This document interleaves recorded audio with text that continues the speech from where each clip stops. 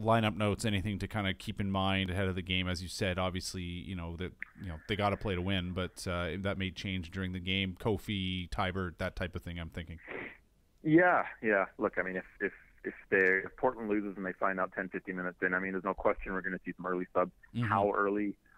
I don't know if you start fiddling around 15 minutes in the game. If you're paranoid about injuries, maybe you do. But look, I think they want to win the game too, and they want to give their fans a good send off. And the last thing you want to do maybe is start messing with momentum as well. I mean, if you're not going to pull off Pedro and Laba and whoever 15 minutes into the game, and what if you lose? What if you end the season with a 1-0 loss at home to Colorado? Mm-hmm. Even if you're in the playoffs, I mean, to me that's a little bit risky. I think you want to keep these good feelings going, and you want to win that game. So I think I could see at halftime making some subs.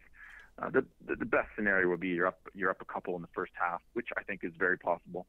And then you give Pedro a break, you give Laba a break, and maybe you give Rosales a break just because of his age. Maybe O'Brien, I don't know. I think Harvey's a potential too, because maybe you want to get Atakubi in there.